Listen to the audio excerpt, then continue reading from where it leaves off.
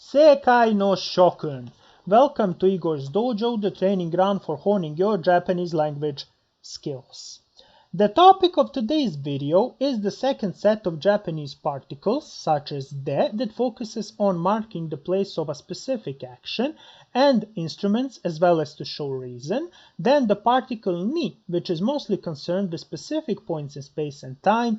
And finally o, the particle which is wholeheartedly dedicated to marking the object of a sentence. Now, before we move on, I would like to say that I'm introducing something new to Igor's Dojo with this video, namely the romaji. In order to make your studying process easier and to add to the immersion factor in general, you will find romaji in both the table of contents section, as you can see already, and the vocabulary section, as well as below the example sentences. Again, here is the vocabulary overview section for you to familiarize yourself with the words I will be using in the example sentences that follow, and once again you can pause the video to examine the contents of the list in detail before continuing, or you can return to it once the video is over to consult it in detail in case you have missed the meaning of a certain word, or that if you would like to practice a little bit more.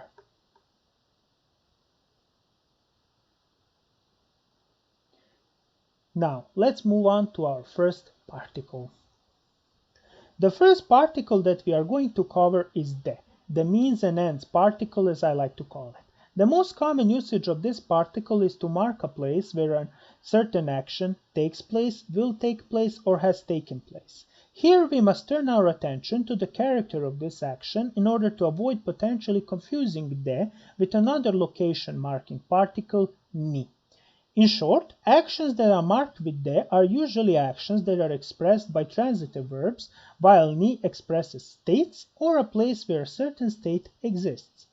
The means and instruments category displayed on this illustration is also one of the most frequent usages of de. This category is self-explanatory and easy to use, since the subject we would like to turn into an instrument, so to speak, needs only to be marked with de, as we will see in the examples that follow. The third most important usage of de is to show a reason for something, thus being often translated to in English as because of or due to. This usage is very frequent in everyday Japanese and easily found in conversation as well in the texts. Now let's take a look at the examples. 台所で朝ごはんを食べます. This simple sentence showcases the most important aspect of de, and that is to mark a place where a certain action takes place. With de, we have marked here the location of the action, and that is daidokoro, or the kitchen. After that, we have marked asagohan as the object of our transitive verb, in this case taberu, or to eat, with o. Now, we will be talking about o in more detail later on, but if you remember that o is used to mark a subject, you have already remembered the most important usage of this particle. So, in short, to summarize this sentence, this fairly simple sentence, is that the kitchen here is marked with de as the location, after that asagohan as the object, and we have tabemasu as a verb that requires an object in order to have any sense, or in other words, a transitory verb. Now the second sentence. Yoshida-san wa shaku de kuruma o shuri shimasu. Mr. Yoshida is repairing his car in the garage. I would like to take my time breaking apart this sentence because I would like first to highlight the synergy that exists between these three particles, wa, de, and wo, because each of them plays a significant part in this sentence. With wa, we have established the topic of our sentence, or about who we are talking presently, and that is Yoshida-san. After that, we can assign the location for his action, for his effort, and that is shako, by marking it with de. After that, we have kuruma o shuri shimasu. We have a verb, transitory verb, that requires an object, and that object in this case is a car. So, and the most important thing for you to remember here is that this synergy, so to speak, is very important because in Japanese sentences they can by nature be very long, and you can see simply a play of particles as they are, let's just say, neatly put one after another in the sentence. So if you start practicing with relatively complex sentence early on, even though when you have, of course, mastered those simple ones, you will find that your studies will be progressing at a rapid pace. Now let's move on to our third sentence. Mainichi basu de daigaku ni kayoimasu. I commute every day to the university by bus. Here we see another fairly frequent usage of de, and that is to indicate an instrument with which we are accomplishing a certain action. In this case, this is the bus, and we are accomplishing the action of commuting on an everyday basis to our university. So we are marking it with de. So very simple, you use the noun, that is your instrument, and mark it with de to essentially get it to transform into an instrument. Now, I would like to turn your attention to something that can be used as a template in the Japanese language, and that is to express your means of transport. By using de in this context, you can say a whole variety of things. For example, you can also change with what you are coming from one place, from point A to point B. You can say taxi de daigaku ni kayoimasu. I commute to the university by taxi. You can also say densha de daigaku ni kayoimasu. I commute to the university by train. So you can always express the means of transportation with de.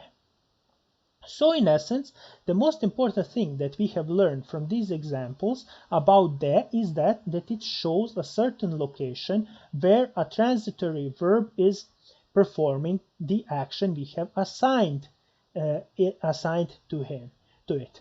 Now, as we see in the first sentence, that is the eating of breakfast. The second is to repair. In the third sentence, we have already seen the means of transportation, or arguably an instrument with which we are accomplishing a certain action. Now, in the second part of our examples when it comes to de, we have the following. Arashi de yama ga mienakatta. Now, this is the third usage of de, and that is to show a reason. Because of the storm, I could not see the mountain. A very simple use. First, if it's only a noun that you want to, let's say, use as a reason for something, you simply attach de immediately after it and provide an explanation or a description after it. I would only like to turn your attention to ga in this case, in which if we rewind what we have learned in the video before, we can see here that we are displaying a verb of ability, that we could not in this case do something, or more precisely that we could not see, and that object is marked with ga, turning it, of course, into a subject. So ostensibly we have a reason and a subject in this sentence. Now, the second one is also to show an instrument that we are using to accomplish a certain action. Naifu de pan wo kite imasu. A relatively simple sentence. We have an instrument, after that an object, and a transitive verb. It's very simple. And another one is chizu de mori o tanken shimasu. I will explore the woods with a map. Once again, we have an instrument. After that, we have an object of our exploration in this case, and that's the woods. We are marking it with o, as we have seen in the second sentence and also now in the third.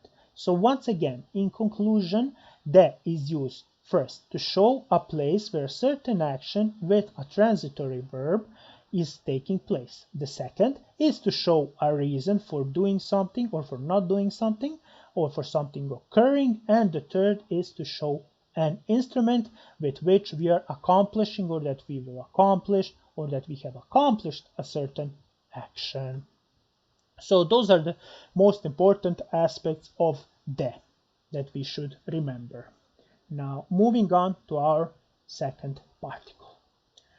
The second particle in this set is ni, arguably the all-purpose locator particle, marking points in both space and in time.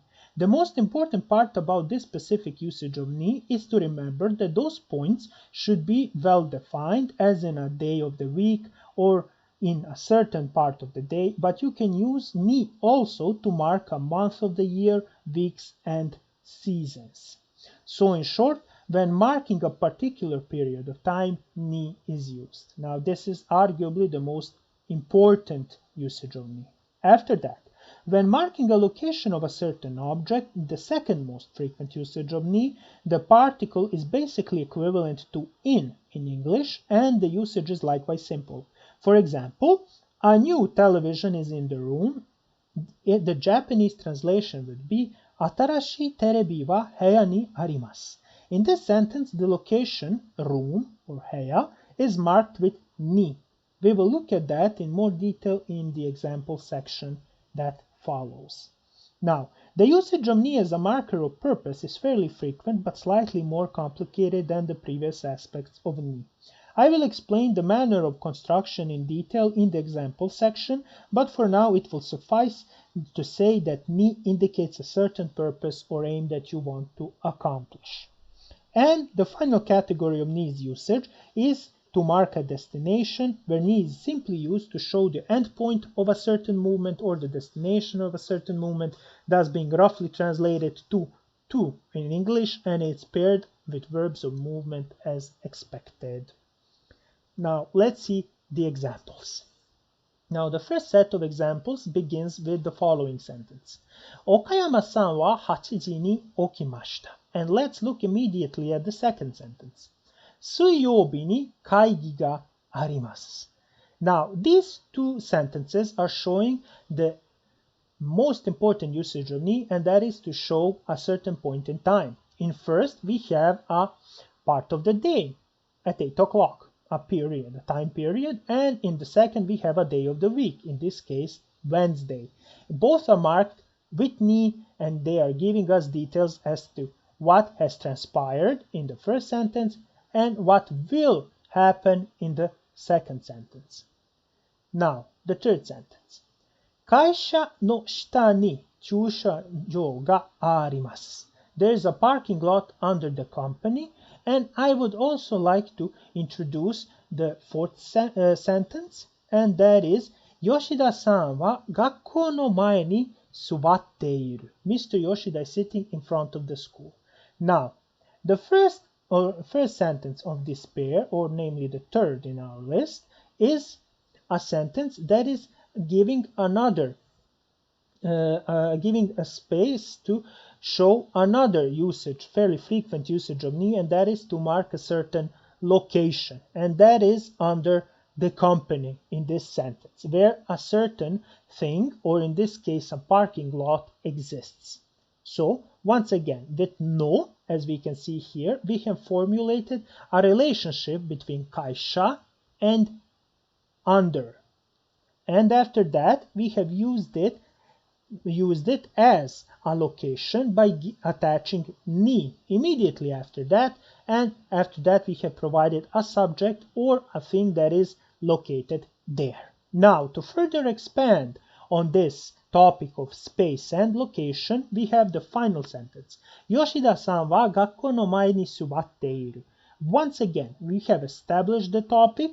After that, we have given the location, as we have seen in the third sentence, by connecting with no, gakkou, and mae, and after that immediately attaching ni. Now, what is different between the third and the fourth sentence is the object, so to speak, because subatte iru is a verb of state, because Yoshida-san's being is in the state of sitting. It's not a transitory verb. It's not an action that requires an object.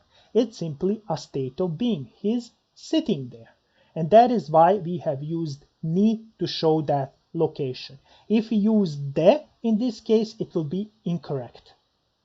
So once again, to summarize, in these examples, we see that ni is used to mark a certain place where something exists or where a certain state exists.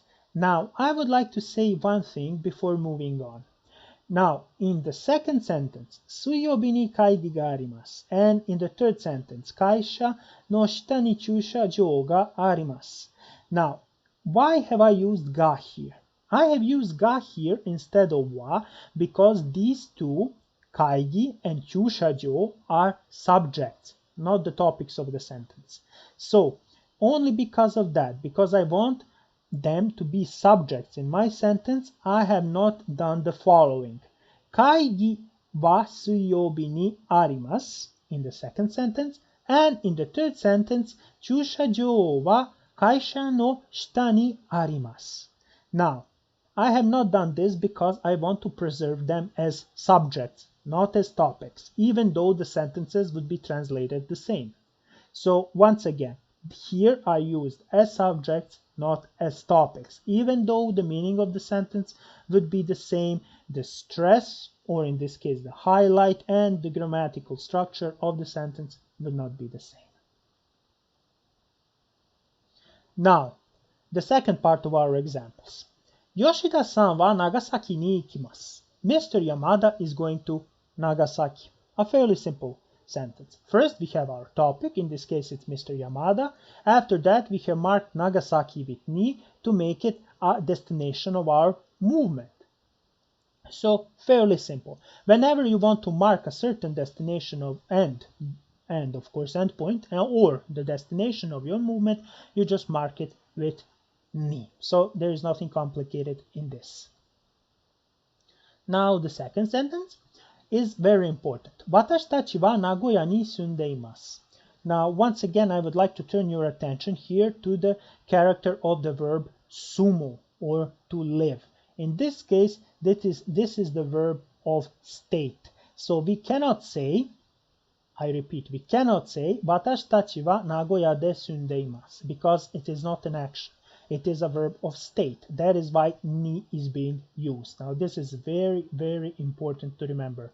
Whenever you are expressing a certain state, or to be more precise, a location where a certain state is existing, you always use ni to express it.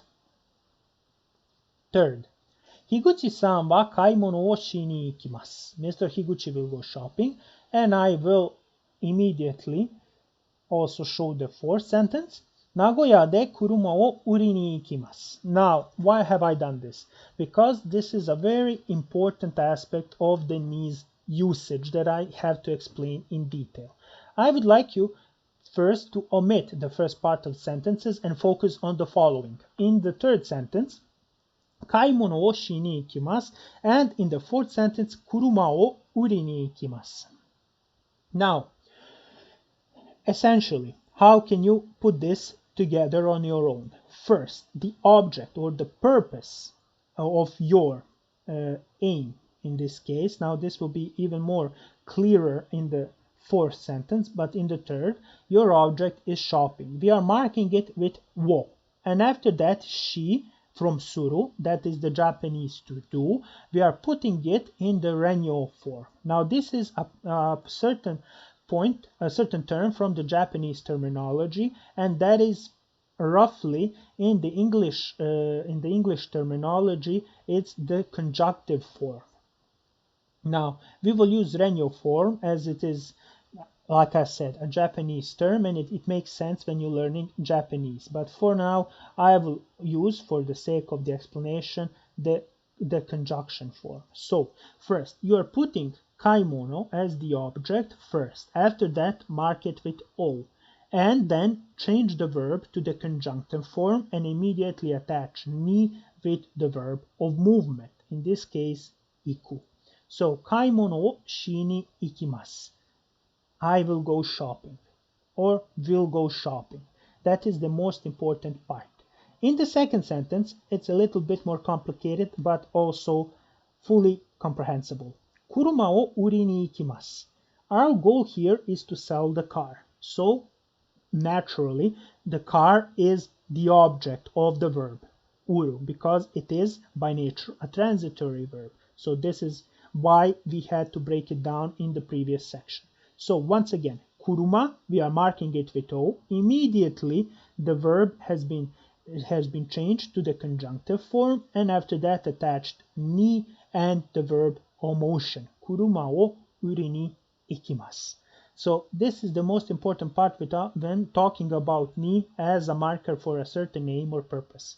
You always have to have wo as in to demonstrate what is that you are trying to do. After that, put in the appropriate verb in the conjunctive form, and after that ni plus the verbal movement.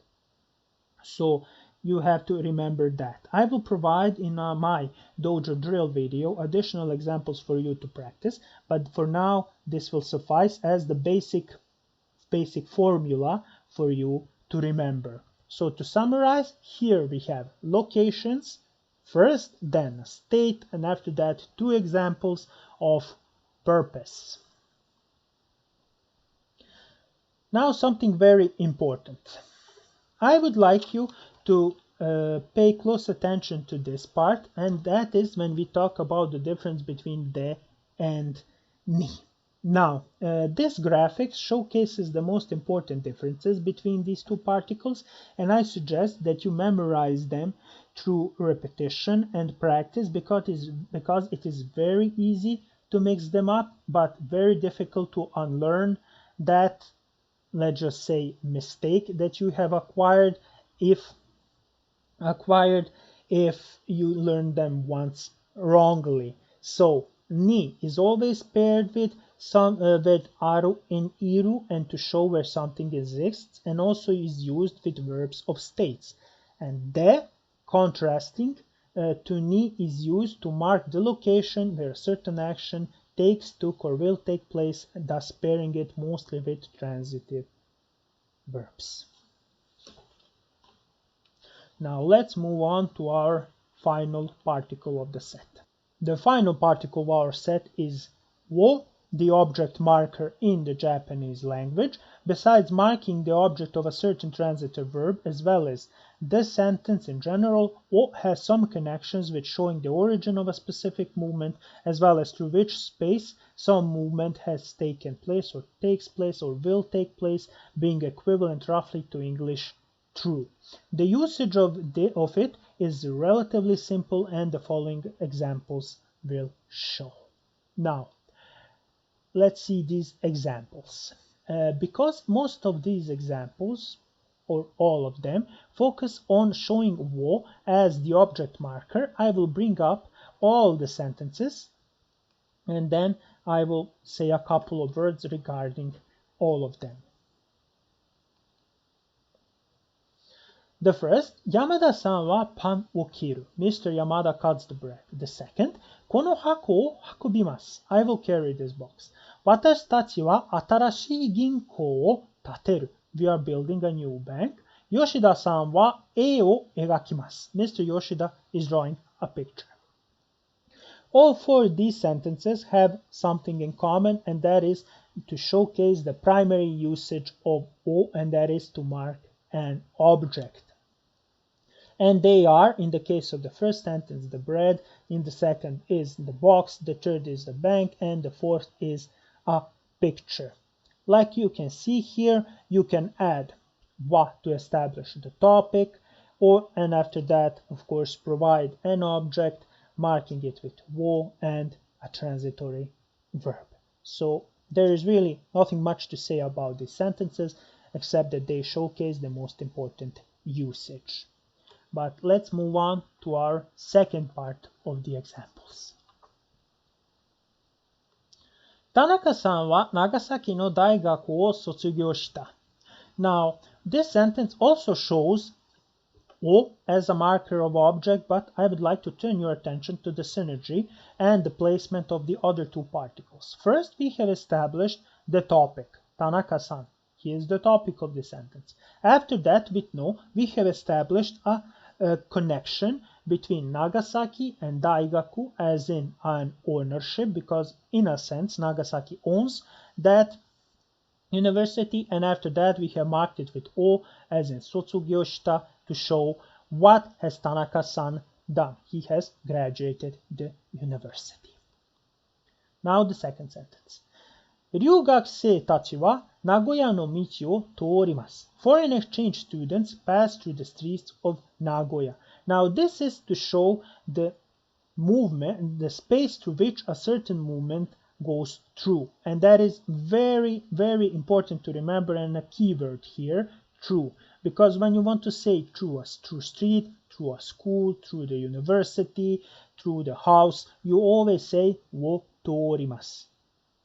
So particularly, this is very important. For example, if you want to say I go through the school, gakkou o torimasu. That is also an example. After that, if you want to say through the city, you can also say shi wo torimasu, through the city, so on and so forth. Once again, we have wa and no to provide additional information. And the third example, Higuchi-san wa mou kissaten wo demashita. Now, we see here once again something that I would like especially to highlight, and that is the verb deru. They are usually paired with wo to signify when you are leaving something. In this case, Mr. Higuchi is leaving the coffee shop, and because the coffee shop here is the object that he is leaving, for example, that is in the same time the origin of this movement, we can mark it with wo. So we have the following: Higuchi-san wa as the topic, mo kissaten wo demashita. We have given a detailed description what he has done as the topic of the sentence. So to summarize here, we have an example of o as being the object marker, after that as a marker for movement through something, and after that a marker for leaving something, for being the origin point of a certain movement, in this case the leaving. So the second and the third sentence are in this case the most important ones, because there is the keyword here in the second, true, and in the final is something that you can use as a template when you want to say that you are leaving something, as in wo demasu. Once again, it is time to deal the finishing blow to the lesson we have covered today. Here is the summary of the particles we have covered and their most important roles in Japanese sentences. First is de, or the means and ends particle. After that, it also shows reason. And the second particle is ni, the location particle, the one that marks time points and destination of movements. After that, we have o, or the object particle, or the particle that shows the origin and passage of movement. Once again, remember, it is equivalent roughly to the English true in the second, and the origin you can also remember with that useful example we have given with deru. Otsukare-sama deshita, seikai no shokun. We have finished the second set of particles, which have a lot of different functions that have demonstrative qualities, that show locations or instruments, and etc. In case you have missed the previous particle video, I will put the link in the description below, or you can follow the link on the screen to catch up. Thank you again for watching, and I hope to see you again in the dojo next time. Sayonara.